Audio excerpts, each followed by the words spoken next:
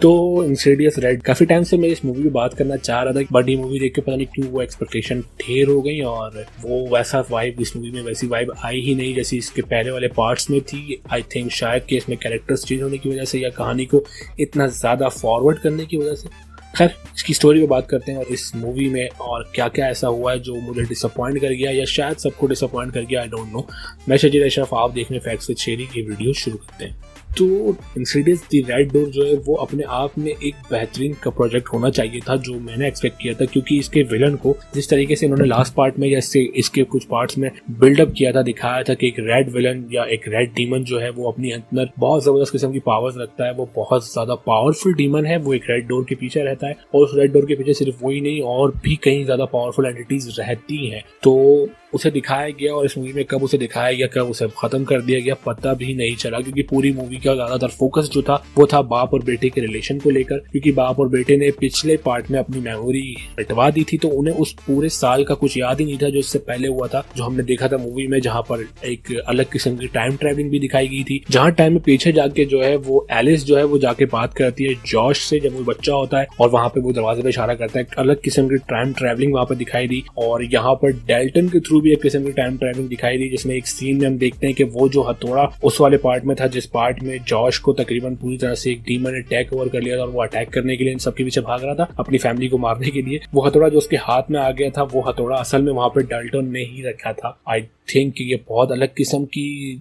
एक अलग किस्म का टेक था या शायद मुझसे कोई मिसअंडरस्टैंडिंग हुई, लेकिन मैंने वहां देखा कि डेल्टन जो है वो एक आर्ट स्टूडेंट है, उसे आर्ट बहुत ज्यादा पसंद है, लेकिन उसे डार्क किस्म का आर्ट बहुत ज्यादा पसंद है क्योंकि उसका वो साल उसे याद नहीं है, तो वो बहुत ज्यादा डिस्टर्ब है, वो अपने बाप से भी बहुत ज्यादा नाराज है क्योंकि उसके बाप ने उसकी सबको छोड़ दिया था, वो एक अलग किस्म की जिंदगी जीने लग गया था। सारी सी बात है, वो भी इस चीज को फेस कर रहा था जो चीज खुद डेल्टन फेस कर रहा था।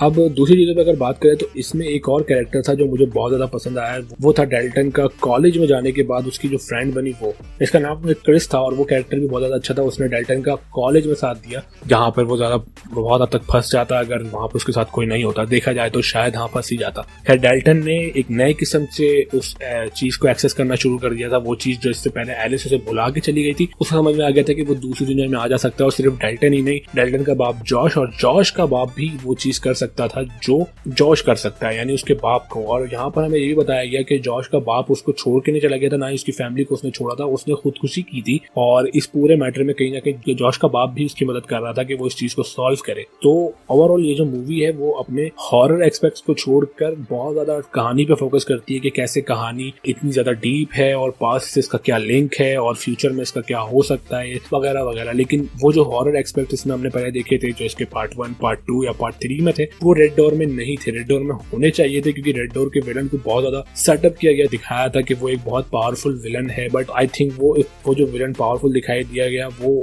आखिर में जाके कहीं पावरफुल रहा ही नहीं। मूविंग ऑन अदर हैंड इसमें बात करें तो इसमें कुछ कैमियोज भी थे और वो कैमियोज थे एलिस के साइडमैन्स के, यानी जो उसके साथ घूमते फिरते थे, स्पेक्स और टकर के, वो कैमियो भी बहुत जबरदस्त दिखाई दिए इसमें। और इसमें एक कैमियो, इसके अलावा भी इसमें 2 और कैमियो थे और वो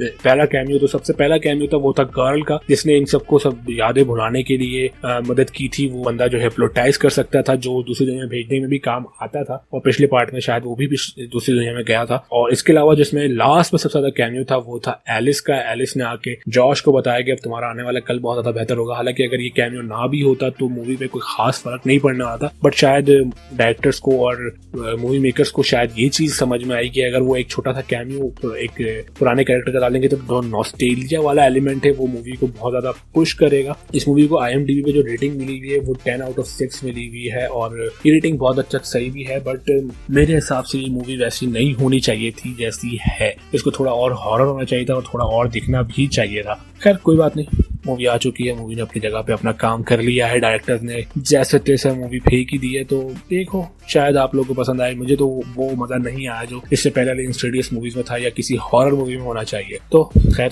इस वीडियो को यहीं पे एंड करते हैं। मैं चाहूंगा कि आप मेरे चैनल सब्सक्राइब कीजिए, कमेंट करके मुझे बताइए कि आपको ये वीडियो कैसी लगी और ये मूवी कैसी लगी, और इंसीडियस सीरीज से या फ्रेंचाइजी से आपको क्या क्या पसंद आया, आपने अब तक इसके कौन से पार्ट देखे हैं और आपको कौन सा वाला डीमन इसमें बहुत ज्यादा अच्छा लगता है जिससे आप डरे भी हो। तो कमेंट कीजिए, शेयर कीजिए, सब्सक्राइब कीजिए मेरे चैनल को और लाइक जरूर कीजिएगा इस वीडियो को। तो इसी के साथ